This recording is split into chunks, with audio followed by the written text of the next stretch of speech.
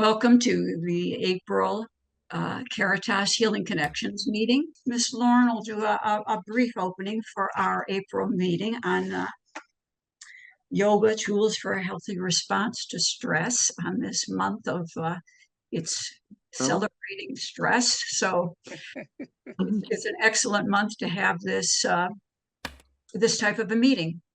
And we'll have Lauren do the opening. She is one of the leaders of this Caritas Healing Connections meeting, and she is a holistic. She does holistic healing at her hospital where she is employed. This is what Lauren does. That is her whole position, is to do healing for her hospital in New Jersey. I believe it's St. Joseph's. Yes, you're right, St. Joseph's in Patterson, and I also cover the Wayne campus as well. And my focus now is nursing, as opposed to out to the patients because of post-COVID. But I do both anyway. So good morning, everyone. Put your feet flat on the ground and your palms up. Nice deep breaths. I'd like you to focus on your heart center. Nice deep breaths. I want you to think of a happy event, one that brought you great joy and happiness. Smile at your heart center. Nice deep breaths. Imagine a beautiful white light coming down from the divine, entering the crown of your head,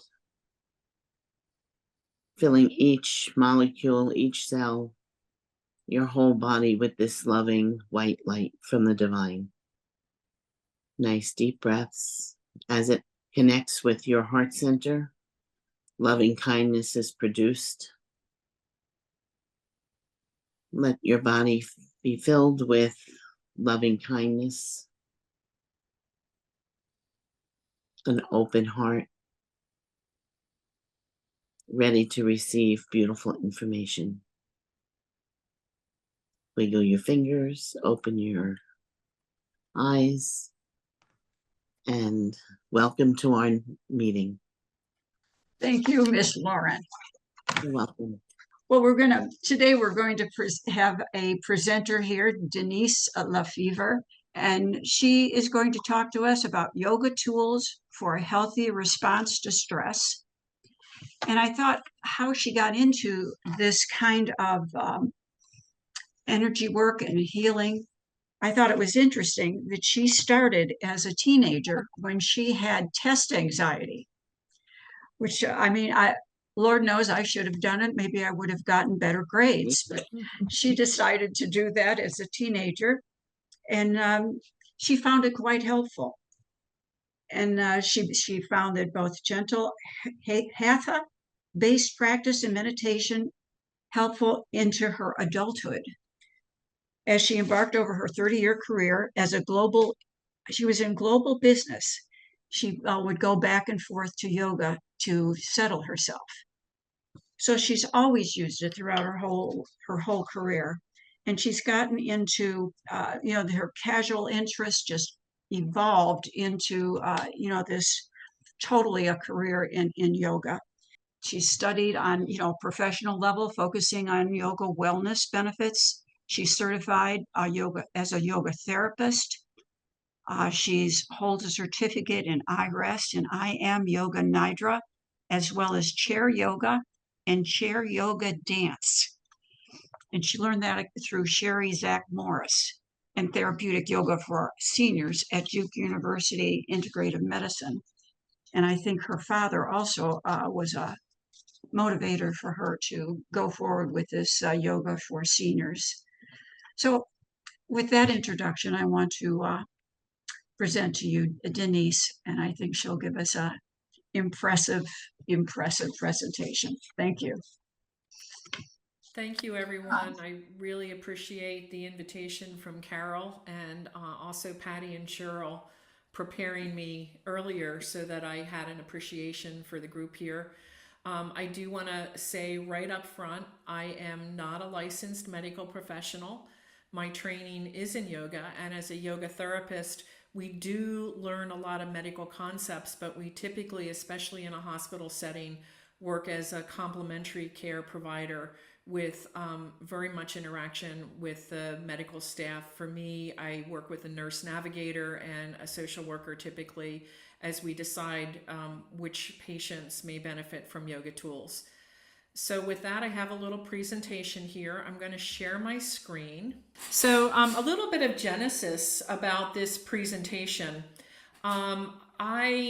In 2018, I became a diabetes prevention lifestyle coach because as I started to work with seniors and in my own healing, I learned about how stress impacted many chronic conditions.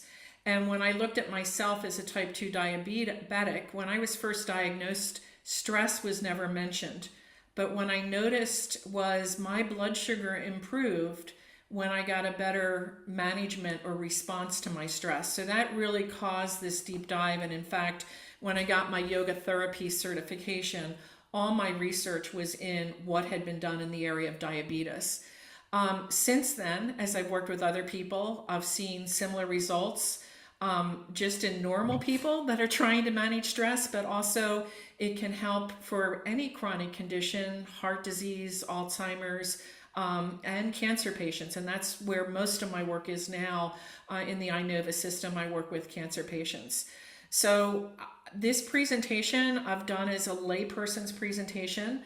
Again, I offer it alongside of medical people, and I recognize that many of you are medical personnel. So you may have a more in-depth knowledge of the physiology than I do. I have purposely simplified it because the average person I give this to does not have that physiological background. All right, now let me see if I can advance. It worked. So one of the things that I was happy to learn, oh my goodness, it has a mind of its own. There we go.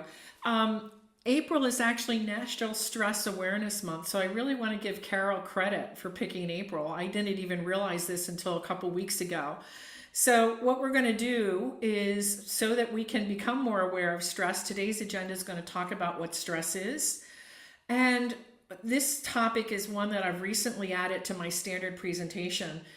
Most people think stress is bad, but there's a researcher by the name of Kelly McGonigal who has shown that stress can be a motivator. What we as lay people have to be concerned about is when we're suffering from chronic stress. And so that's what we're going to talk about. We're going to talk about how chronic stress impacts our overall health. And then we're going to do a healthy response to stress and then experiential practices. I'm going to try to whiz through the first 4 topics because when I talked to the group earlier this month, they told me they really would enjoy the experiential practices. So we'll take this as it goes. If I spend too much time, feel free to move me along. Okay, let's talk about what stress is. First of all, stress is a normal reaction to any change that requires an adjustment or response. It's normally an external event that triggers the stress, and it can cause us to react physically, mentally, or emotionally. It's a normal part of life. We have stress as a trigger to warn us when there's danger or when we need to do something. As a result, we can't prevent it, but we can change how we respond to it so that it's less harmful.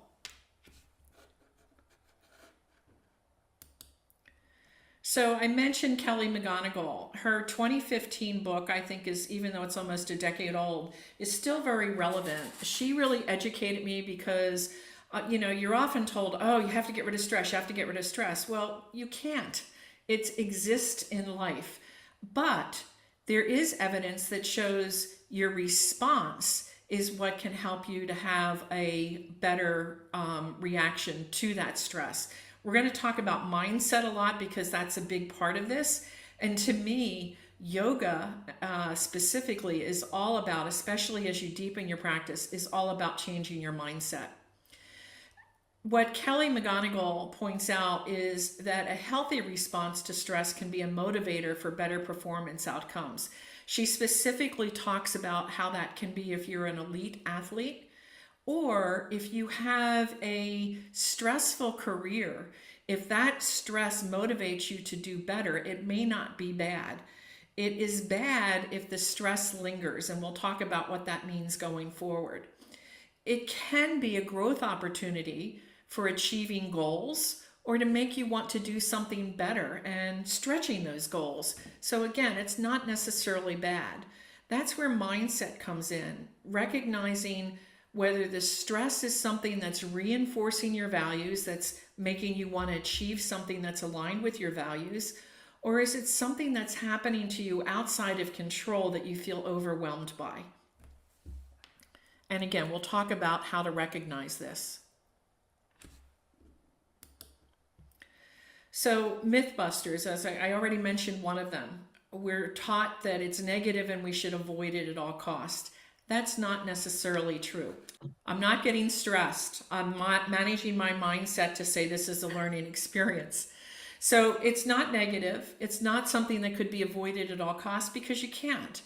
However, it can be harmful and lead to poor outcomes only if you don't find an outlet.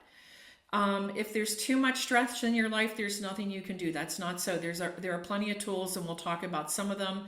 And stress doesn't necessarily decrease performance and productivity. If that stress aligns with your values, as I said, it can actually increase performance and productivity. So I just have a little comic relief in here. In my profession in yoga, we run into a lot of zealots, and sometimes you'll meet a yoga person that has a yoga tool for everything. I want to recognize that my training is that all tools are individualistic. And so in this particular case, here's a woman that's very stressed out by her interview, and the personnel director saying to her, I understand that yoga helps you face stressful moments, Mrs. Daigle, but it's really time for us to get on with the interview. So I just want to point that out. I'm not suggesting that yoga is the be all that end all. It is very much individualistic, and part of the learning is creating a sense of self-awareness in terms of what works best for us. So the key trigger with stress is the autonomic nervous system. That is what receives the stress externally. And the sympathetic autonomic nervous system, which is also called our fight or flight response, responds in certain ways. That's what causes us to do something if we see the stress as a danger. And so on this graphic, you're going to see on the right some physiological responses to that autonomic response where the sympathetic nervous system is activated. And again, this is greatly simplified because there's another part of the autonomic nervous system that causes you to freeze. And then the other part of the nervous system is the parasympathetic nervous system. Typically that doesn't respond to stress, but that helps us manage the sympathetic nervous system. So in order to be in a homeostatic state and keep ourselves balanced, if we have a high sympathetic response after that stress response has occurred, we want to find a way to shift to the parasympathetic nervous system so that we have some balance.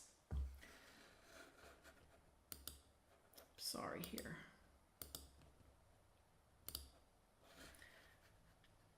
Are there any questions up until this point? Okay.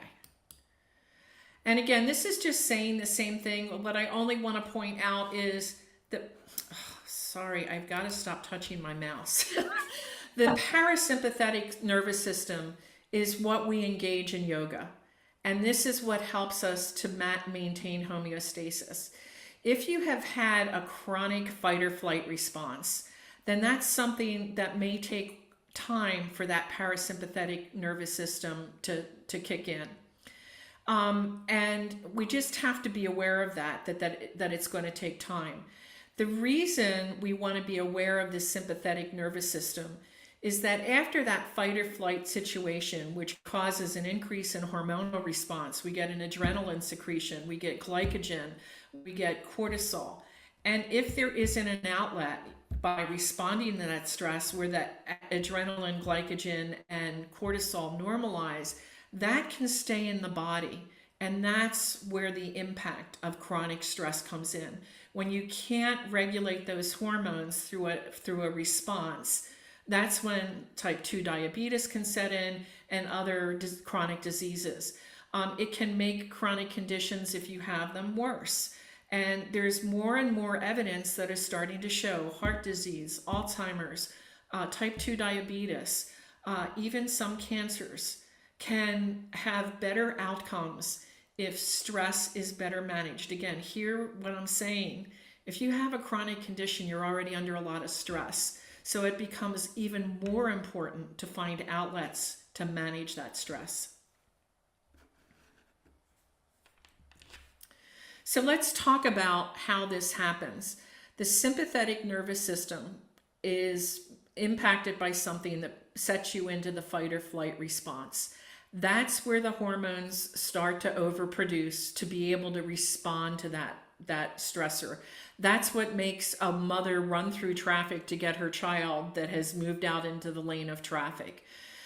It can also be emotional, and we'll talk about this a little bit. You know, my favorite one living in Northern Virginia is traffic.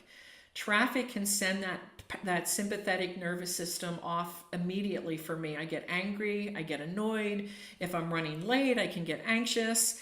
If I start to lose my navigation, I'll get confused. Where am I? I get impatient. So all of these emotional responses kick in as I'm responding to that stressor. If it prolongs over time and we don't get relief, we can get headaches, backaches, neck aches, or continual racing heartbeat, tight muscles, upset stomachs, just to name a few. So again, these are just triggers, and they're good ways for us to recognize whether we're in a stress situation that could lead to a chronic condition or whether we're moving through the stressful response. So again, a definition of chronic stress, which is what we're focused on here. It's habitual stress without relief.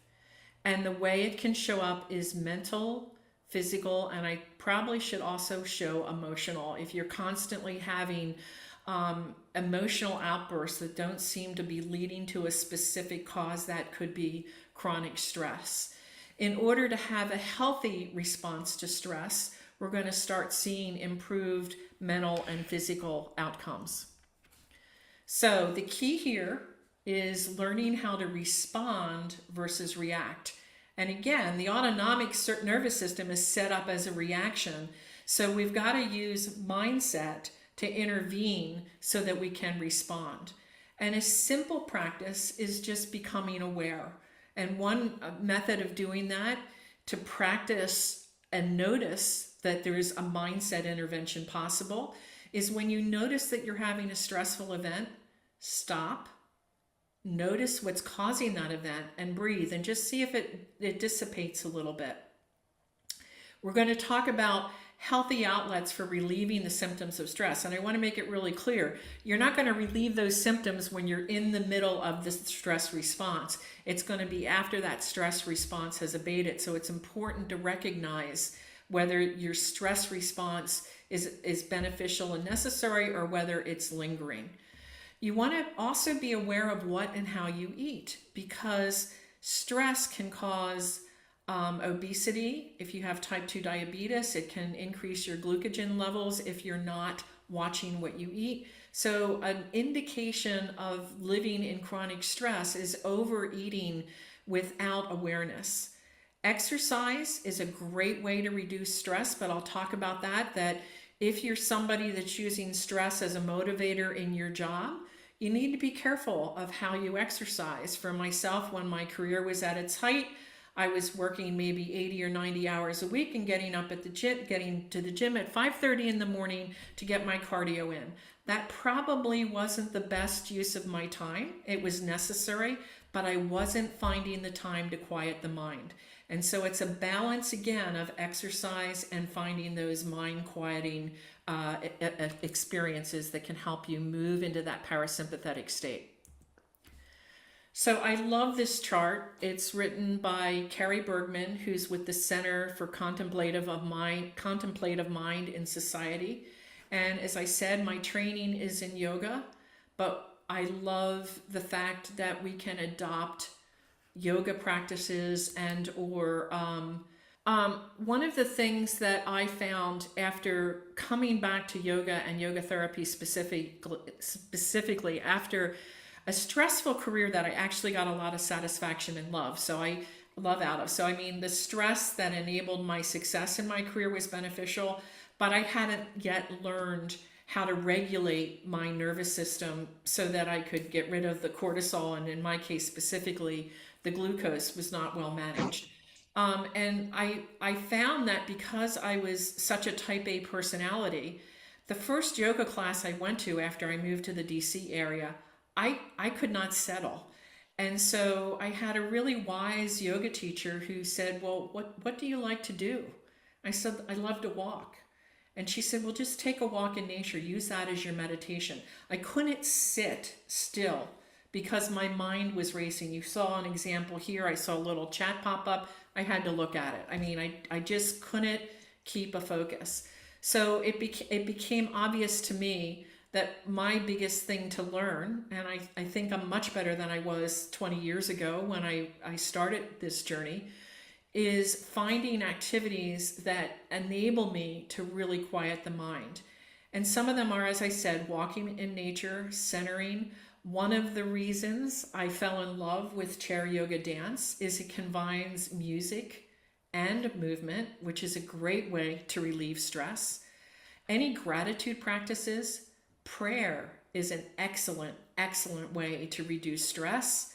Loving kindness meditations from the Buddhist tradition, artistic projects. When my husband was very ill and recuperating from heart surgery, we spent months coloring, and I would have never thought that coloring could have been a task that could have calmed us both down. Yoga, Tai Chi, deep listening. So again, you may want to refer to this tree. And the reason this particular graphic resonated with me was because in yoga, we talk about the 8 limbs of yoga. Most people think of yoga as physical exercise. And what we're doing here is not only physical exercise, but combining breath and meditative states to get us into that mind quieting, if you will. So let's talk about yoga as that stress management tool. There's many, yoga therapy specifically works with something we call the koshas, which are the 5 levels of being. And we've already seen that that stress can impact physical, emotional, mind, and spirit. So yoga tools work across all those areas. And what we're doing with using yoga is helping to move us into a balance in each of those states of our being. So focused breathing is one. You may or may not have heard that an extended exhale is probably the quickest breathing practice to shift you from that fight or flight response to the parasympathetic. And I have seen this real time in a hospital setting where just a minute or 2 of an extended exhale with a patient can really shift how they're feeling. Exercise, chair, or gentle yoga practices. Again, if somebody is in a state of heightened stress, you probably don't want them to do HIIT training or high intensity. You want them to work up to that once they've found that balance. Mindfulness can be intention-based activities on a daily basis. Just being aware of how the water touches your skin when you wash the dishes and focus just on that task. Mindful eating. Relaxation. The 2 practices that I love best are restorative yoga, where you just rest into an extended pose with prop blankets and pillows, and it's like being a kindergartner during nap time. Yoga Nidra is a guided meditation that takes you through those 5 layers of being, physical, emotional, mind, and spirit. And then adopting the new perspective, that's that cognitive reframing or mindset. And my favorite example is that traffic situation. In this area, you can get cut off, you get people that slow down, you get people that run red lights.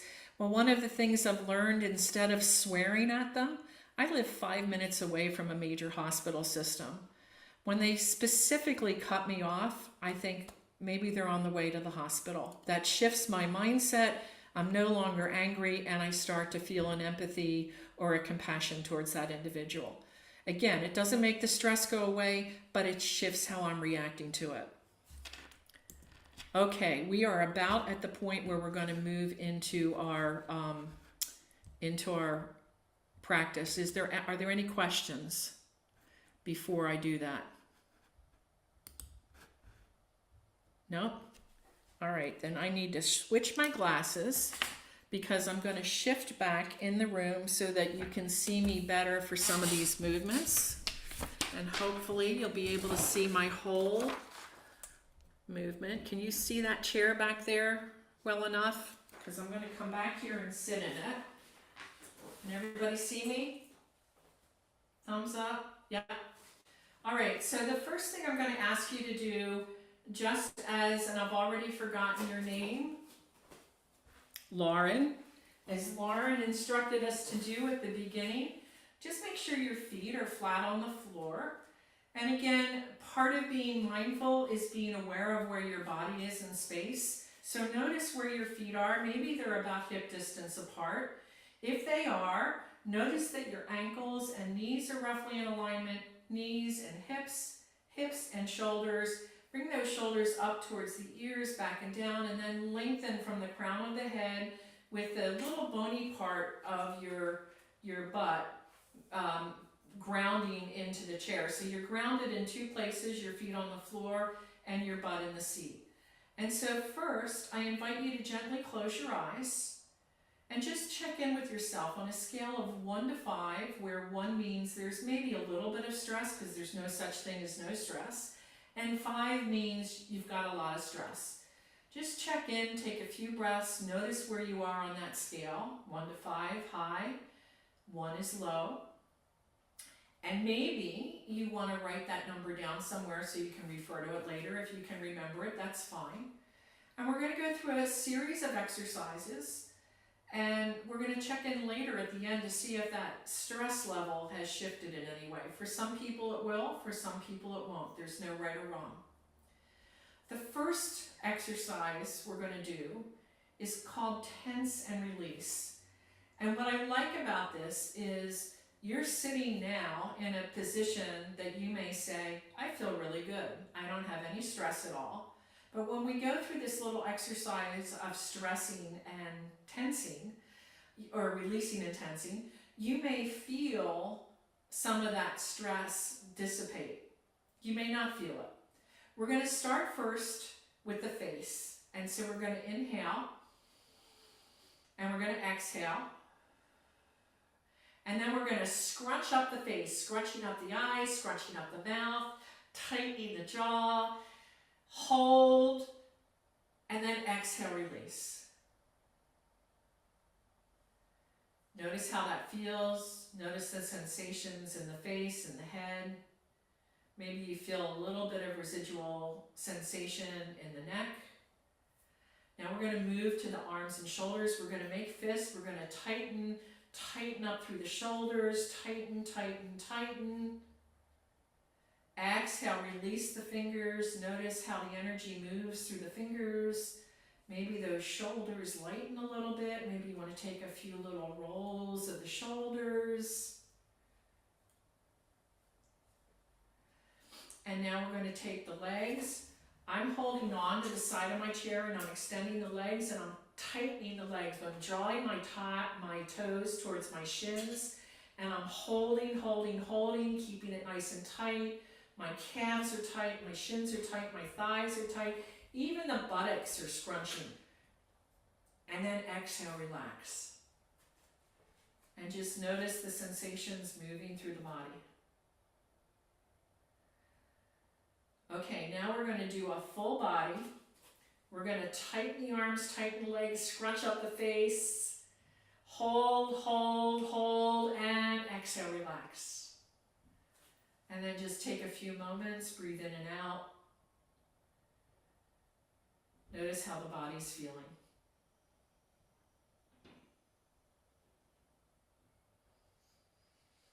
Now I'm going to offer a little joint freeing exercise. This is a practice that I do frequently with seniors in particular, because sometimes we're not aware that we have tightness in the joints. Normally this would move through every joint in the body, but that takes some time. So I'm just going to focus on a few areas where we may be holding tension. The neck is a big one. We already did some of those shoulder movements where you're bringing the shoulders up towards the ears, back and down. That's a good one to do in traffic, so just bear that in mind. We're going to start with some neck movements.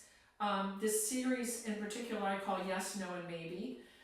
It's a good way, especially if you're feeling stressed into making a decision. I just play with this. It doesn't mean my decision changes. But we're going to inhale and we're going to gaze up towards the ceiling, lifting that chin up. And then on the exhale, we're going to drop the chin towards the chest. So this is your yes movement. We're going to do this a total of 3 times, inhaling as the chin lifts, exhaling as the chin moves towards the chest. And again, I invite you to move this either faster or slower, but in a stress situation, sometimes going slower is better, even though it may be harder. And then when you've moved it 3 times, just bring the head back to center. Now our no movement, we're going to exaggerate the no by stretching the neck a little bit further. We're going to imagine we're backing out of the driveway in the days before rear view cameras. So we're going to inhale, and on the exhale, we're going to gaze over the one shoulder, feeling the stretch on the opposite side of the neck, coming back to center, and then exhale going, gazing over the other shoulder. Just notice if there's any loosening. We're going to do this 3 times as well. Pairing your breath with the movement, taking it at your pace.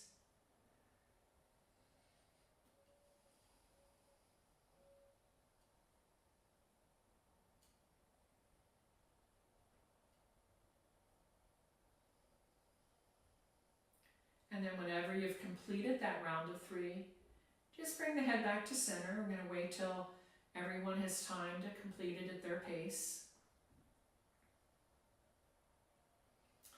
Now the maybe movement may feel a little more intense, but just try to take it to whatever is good for you. We do not want to push anything to a point of pain. So you're just taking it till you feel that gentle stretch. We're going to extend one arm out about shoulder height, or it can be down a little bit, whatever's good for you. And then we're going to take the opposite ear and drop it towards the shoulder, so you're getting a nice long stretch in that outer neck. And just notice how that feels.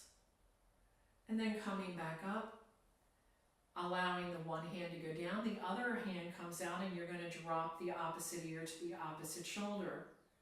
And we're going to take this 3 times too at your pace. Gentle movements.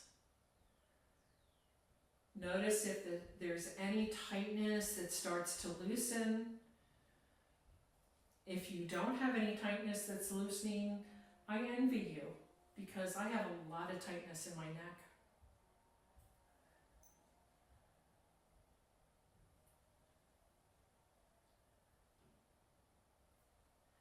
And then whenever you've completed that round of 3, just allow the head again to come back to center.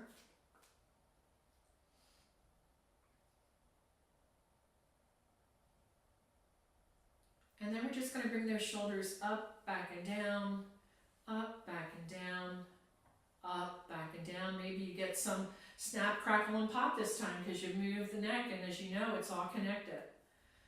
Now let's, again, the shoulders is an area where sometimes that stress just settles. We're going to bring the hands up in what we call cactus arms. The palms are facing forward, and then we're going to bring the forearms and palms together so that your shoulder blades are moving apart. And then we're going to exhale, open wide, those shoulder blades come together. Just feel that nice stretch. This is a great movement to counterbalance text neck or driving or anything that has you hunched over. Just gentle movements. Let's do this one 5 times.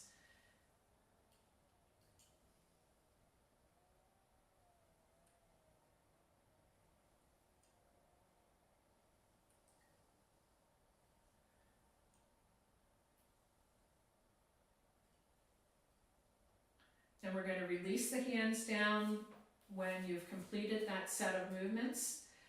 And now what I'm going to do is, I think I'm going to skip the visualize a safe place. And as a matter of fact, what I'm going to do is I'm going to stop the share because I just realized you can probably see me better without the screen share.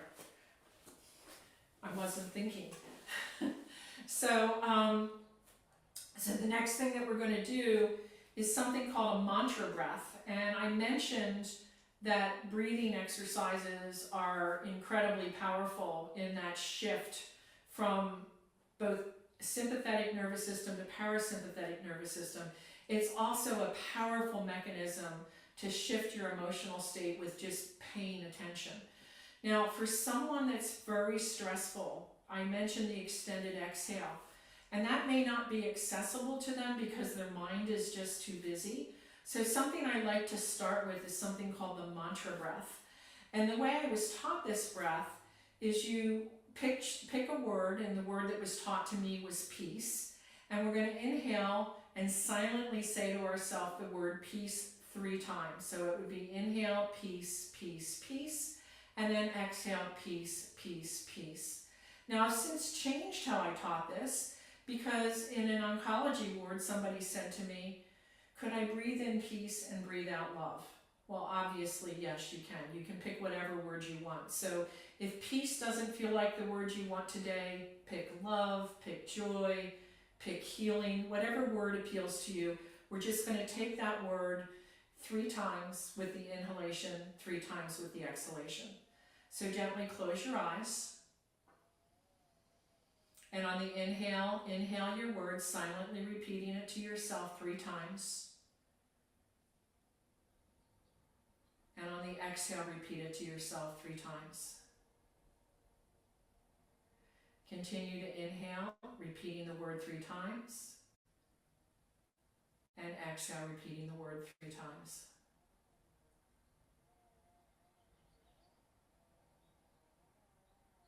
Continue at your own pace.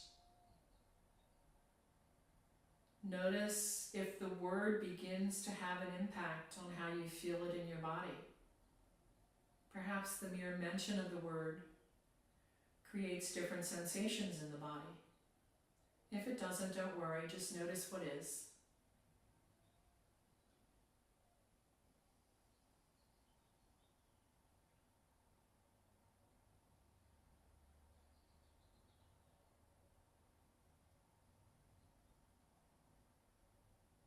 Continue to say your words silently to yourself on the inhalation and exhalation.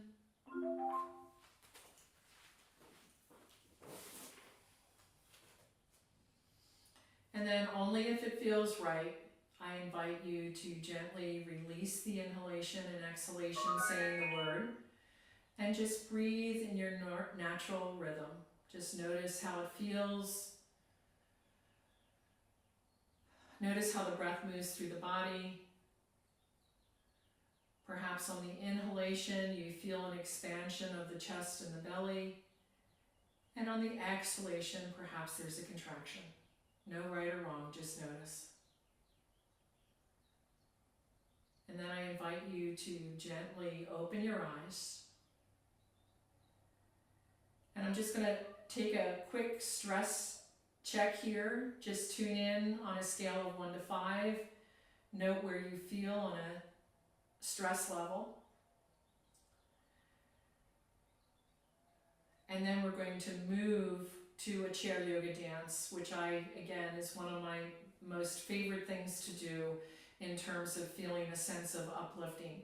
So my favorite song, and everyone seems to love it, I was teaching at a retired military residential community, and a couple came up to me and said, Denyse, you've given us earworms. We've been out to lunch, this song comes on, and we start moving to the song. Everybody's staring at us. So I do give this public service announcement. If you now hear this song and move, I am not responsible.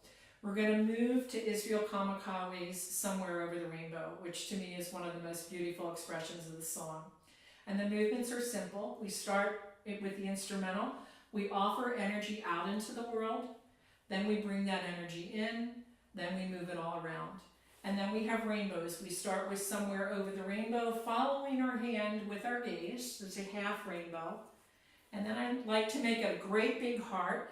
The back of the palms come together, making a heart shape. That's the full rainbow. That repeats several times. The first time we have a lullaby. In the aftermath of that first one, we're going to hug ourselves in and give ourselves a hug. The first verse, we're going to stretch our fingers in time to the music. and then stretch our wrist, and then stretch our fingers, stretch our wrist. The second verse, we're going to move our ankles and our wrists in time to the music, so there's going to be an up-tempo, and then we're going to end with a rainbow and offering the energy out. It sounds more complicated than it is. And if you want to sing along, sing along. That's also a great stress buster. And please, if there's any problem with hearing this music, let me know. I have my music on, so it should be okay. Offering that energy out there.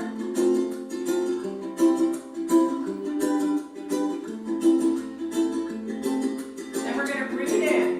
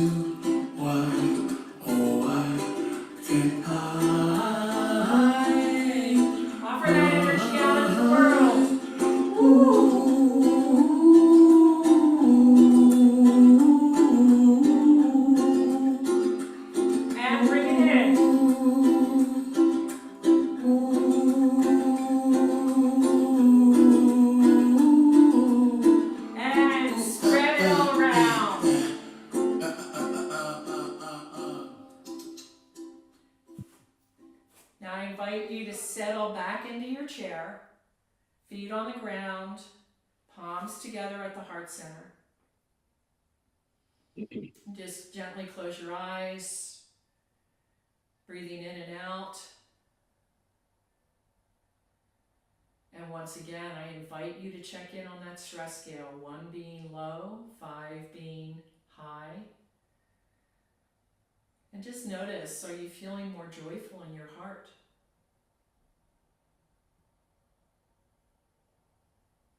And then I invite you to gently open your eyes as you feel ready. And then if there's any questions, I'm happy to answer them.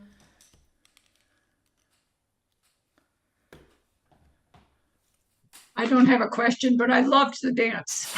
Isn't that wonderful? Yes. That was absolutely fun. That was fun. I like that. Yes. Yes, it really is. I mean, it has made a difference in my teaching. Seniors in particular love it. And I've had a great time, especially with men picking out songs. I had a retired admiral whose favorite was All My Exes Live in Texas. And I had such a fun time with that. And his wife was there too, and the whole time her eyes are just rolling. I have to Google that song. Never heard of that one, but I'd like It's a to. good one. It's a good one. Absolutely. That was fun. Well, I thank you all for the opportunity. This has just been a delight, and I honor you for all the work that you do in this world, because Lord knows we need enough caring. And I like that first with the crunching of the face and letting go. I mean, you could feel the difference, which is Yes. I didn't notice initially, but I noticed it after we did each part of the body that yeah, I was tense. And Yeah. that's what's so important, Yeah. is that body awareness, because if Mhm. you're in a habitual state of stress, you may not even be aware that you're holding on to it. I mean, I Mhm. often tell people that I am not a very good yoga teacher, because I'm somebody that has always lived up here, and I don't have a lot of body awareness. So I really had to work to figure out when I was really feeling that stress in the body. And that's was one of the mechanisms that I learned to do. Mhm. I carry a lot of my stress in the top third of my spine, and I have to say it is totally relaxed right now And you from saw all the those movements movements. were so simple, right? I love Yes, this one, because this is such a counter movement for how we live our lives. And it just, yes. if you have any sense of energy of the heart, it's a great movement of opening that heart up. Mhm. I'm thinking already where, you know, these are simple exercises that on the geriatric floor, if they, bring them to the solarium or even the our psych unit. I Yes. I was doing like drumming and things like that with them once a month prior to COVID. I have to get back to it because I miss it. And but that would be good. They do exercises, but I think this is a little bit more, I don't know. It's more It's focused than a yes, regular exercise program.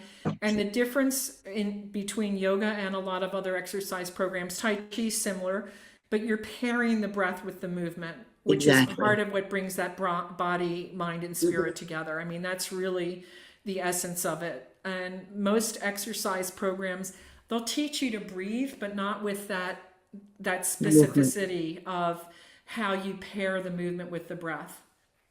is very good. I love If it. you're working in a psych ward, I know it's different, but another organization that I'm very involved with is called the Alzheimer's Research and Prevention Foundation. And that's an organization that has actually looked at yoga tools in Alzheimer's prevention they've been doing research for 30 years. And it doesn't have the following that cancer does, because I think the research follows the money. But I reached out to the CEO because I just saw a study this year where, for the first time in our tracking history, when you look at the base cause, Alzheimer's, I guess, outpaced cancer in death in 2023. Wow. So I'm hoping that may bring in awareness, not that it denigrates another versus another, but to me, that's an overlooked area of research, because typically we spend money on drugs. We don't look at natural ways to help people as they're going through these crises. And I'm just a big believer in trying to find those options. Do you know that they're looking at Alzheimer's, changing it to diabetes type 3? Yes, yes. And again, that's part of where my sensitivity came in Right, with the we're role of stressed. stress. My father died of Alzheimer's, and the only thing that put him at risk was he was a chronic worrier. He ate healthy. He was a former Marine. He lived a healthy lifestyle, but he could not control his stress or his response to it. Bye, Donna. I just wanted to read some of the comments that are put in the chat. You're getting so many thank yous, and Diane Reed had to, sign off, but she certainly enjoyed this. And Fong says just has total acceptance of this great session of yoga with music. And Debbie says thank you so much, such great fun, and it certainly was. And KT says that she apologized for distracting with her question about how to access your video, this meeting. And I tried to put it in the chat of how you would access this video, later in the day or the week. And I guess it would be Tuesday that it'll be available. And then this was Diane Reed also said this is a great way to spend this morning.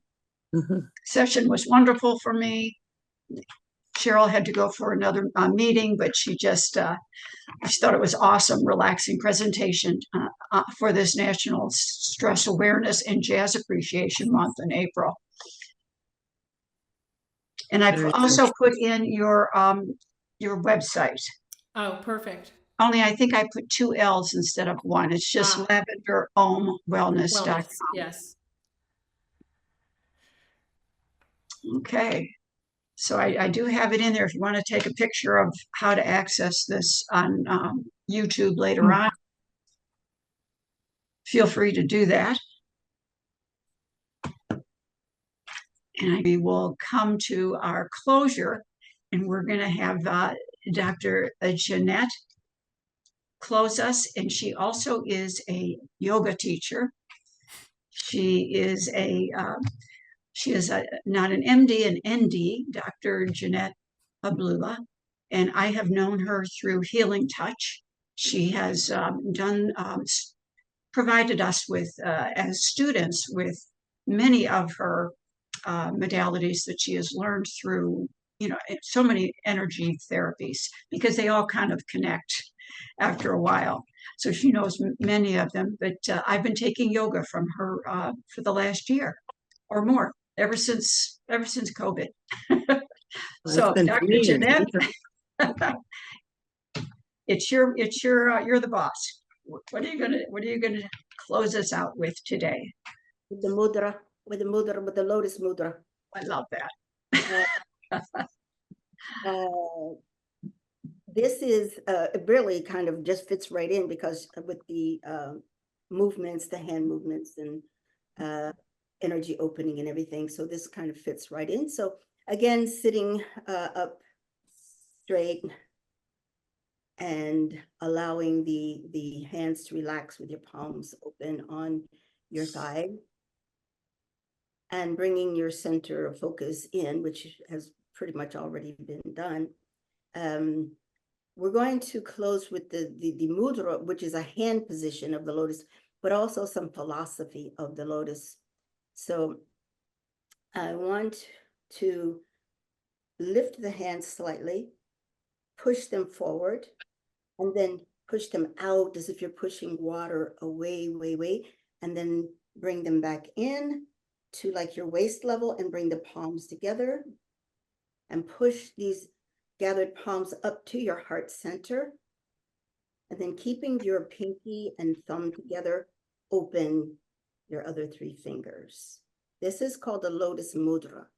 And doing this, and I'm going to do it once more, and that is lifting the hands with the palms up, then pushing forward, pushing out and away, and bringing the hands back together and coming up to the heart center is actually the generation of the lotus underwater. So pushing the water out and away, coming back in before the lotus opens, lifting up and then opening.